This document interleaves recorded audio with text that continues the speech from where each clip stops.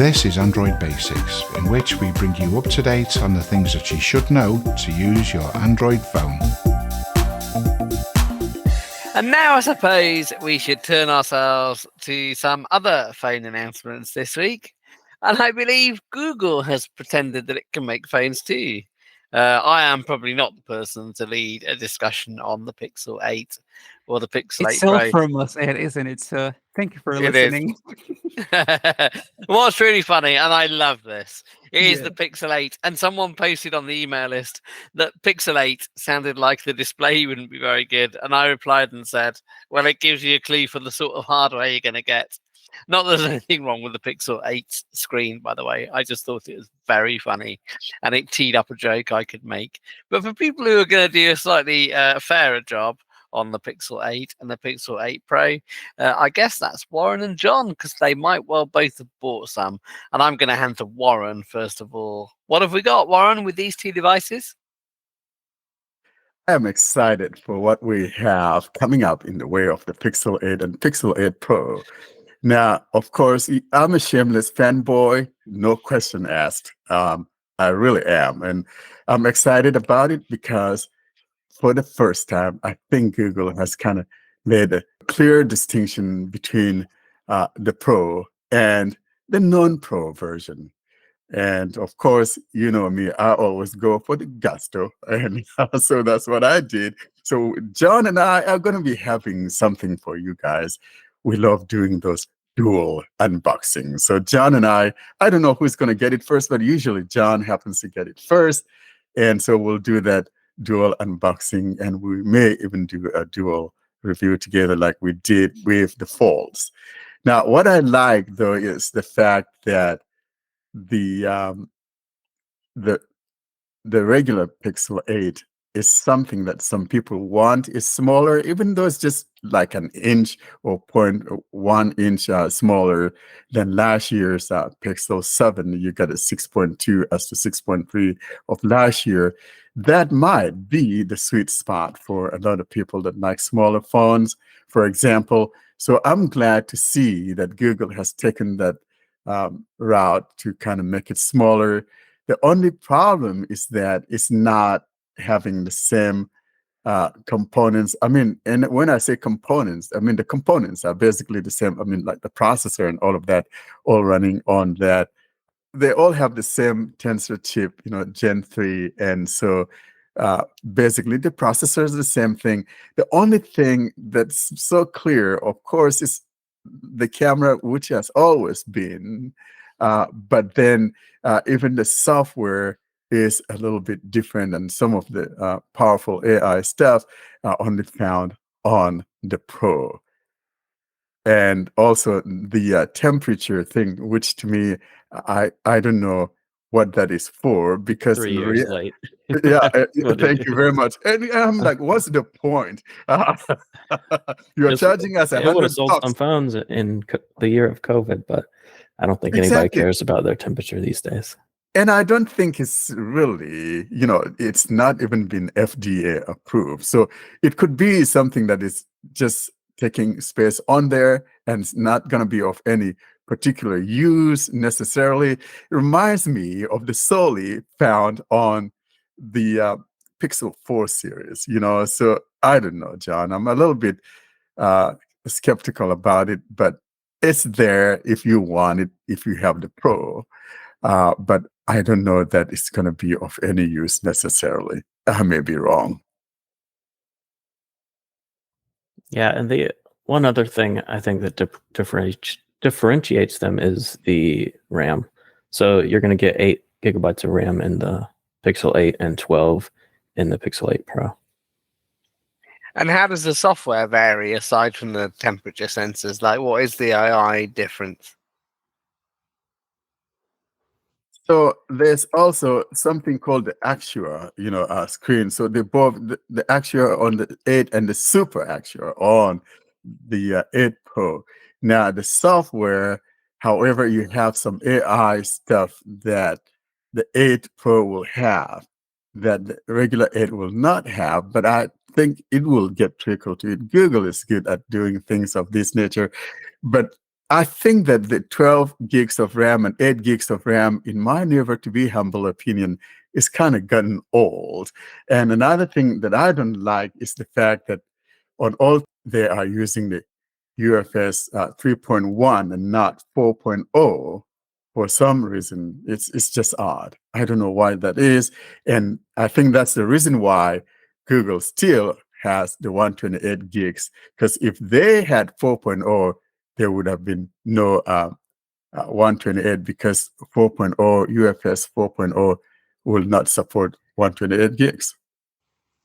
And I think it's worth mentioning that they have raised the price of both phones by $100. So the Pixel 8 is now $700 instead of $600, and the Pro is now $1,000 instead of $900, which I would be okay with if they would start them at 256 gigabytes storage. But they're still starting them at 128, which I think is a little bit ridiculous, especially on the Pro. You know, they're selling a $1,000 phone with only 128 gigabytes of storage, and I don't think that's very nice.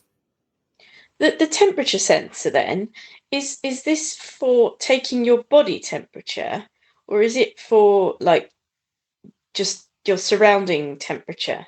Because I'd have thought if you wanted to take your body temperature, I'd have thought it would be better to have a sensor on the watch than a phone myself. Or do you point the phone at yourself, or do we know? You don't officially point it at yourself because they don't have FDA approval, so they're telling you don't measure yourself, but that's their goal. And don't measure yourself, but here's a thermometer. Yeah, exactly. They're trying not to Yeah, get but the in legal thermometer trouble. is supposed to be something you could use for other things. For example, when they give an example of that baby bottle, for example, you want to know if it's too hot to give to your baby. But frankly, if I hold a bottle in my hand, I'll determine as to whether or not wouldn't you? Hot enough. Yeah. But so the whole idea, you could check temperatures of other things as well. But like I said earlier, frankly, I don't know. You're charging us for $100 that we shouldn't be charged for. But what can we say? It'd be kind of cool if you wanted that phone anyway. I wouldn't buy a phone for it, but it'd be kind of cool to be able to check what the temperature is if you're in the garden or things like that. Might be kind of cool. Or can you do that as well, or is it just? I think devices can do that already, can't they? Pardon? Plenty of devices do that already, don't they? Do they? They'll tell you from the internet, but they won't take the temperature, like in your garden or something, would they? You'd have to buy something separate to do that. Like if I look on my Samsung watch what the temperature is, it hasn't got a thermometer in it. It's just telling me from the weather on the internet. It's not an actual thermometer. Samsung watches and the Apple watches, they all have that temperature thing. But like I said, all that thing is not. No one would bank on it. And for example, if we take Samsung watch, for example, you cannot natively gauge that temperature. You have to get a different app for that. So the whole idea, I don't think that we quite are there, or we don't have the whereabouts of getting this thing accurately. So I don't think anyone is banking on this thing quite yet. But like John stages. Yeah. Like John says, $1,000. There's no way under heaven that I'll buy a 128 gigs phone for $1,000. It's not going to happen here. So what's the biggest storage? What's the largest storage, and how much are they charging for that? 1 TB. And how much are they charging for that one? It's $1,400. And for me, because like I would rather get that than pay about $1,200 for 512, when for another additional $120 you get the 1 TB. Yeah, per gigabyte, that's much better value, isn't it? If you've got that much money, that is better value. But of course, a lot of people, don't. And I suppose that's where monthly contract plans come in. I understand, and stuff. But if you are already paying almost $1,200 for 512, or you're paying $1,000 for 128, why not throw in $60 and get a 256 instead? That's more of a useful thing for your money. That's the silly thing, because it's $9.99 for the 128 gigabyte version, and then it's $10.59 for the 256 gigabyte version. So you're already spending $1,000, and I'm like, that's the one I got is the 256. I'm like, yeah, I'll pay $60 to double my storage if I'm already But- paying $1,000. It's for a not the phone. one you got originally, is it, John? Let's just be fair about this. Yeah, He got the 128, I and pulled the had to trigger. bid- I pulled the Let- trigger. Let's let John tell his story. I- He just I overclaimed. had to bid him on the head. I know. So let's let him not overclaim. Let's pull him back to see what he Hey, actually I did. can admit when I made a mistake. I I know. made a mistake. Well, I you didn't. pre-ordered I called you out, and now you're the going to tell your 128 story. gigabyte version. Yeah, it didn't have to be mentioned, but I'm not going to deny No, it. so So I can't. Yeah, why are you doing this to John? That's not very nice. Well, he No, said it he wouldn't could be admit Ed. when he made the mistake, and he didn't. He didn't It- admit it. I Wouldn't told be everybody he Ed made if a he didn't mistake. do it. You don't have to tell everyone when someone makes a mistake. That's No, not but he very said nice. he can admit it, and he It's didn't okay. admit it. Maybe somebody will learn from my mistake. Don't if you're buying this phone outright, do not. It's silly to Exactly. get the $1,000 version. Now, obviously, if you're getting it through a carrier, that's the only thing they're going to offer you. And but yeah, if you're buying it outright, pay the extra $60. You're going to already be paying more than that in sales tax. So, double your storage. You'll thank yourself later. I wonder if the 128 gig ones will end up. I mean, these are launch prices, and they do always go down eventually, don't they? So I wonder if the 128 gig ones will end up being like loads cheaper because everyone will have noticed what you've noticed and gone, I don't want that, and so they'll end up selling them off cheap. I don't know. Yeah, I don't think that's going to happen because most people do get, still in the US at least, get their phones through the carriers, and the carriers just give you the cheapest version, and Oh, really? know. They won't offer you different ones? they will, but like the promos where like get this phone on us, supposedly, where they give you a free phone, but you're paying it for 3 years. Yeah. Yeah, UK carriers do similar. Like it's normally the lower end. I'm not saying you can't order a different one, and you'll pay more on a tariff, but it's very similar. Like if you go into a shop and go, I'll take a phone out on a tariff, you'll get the lowest.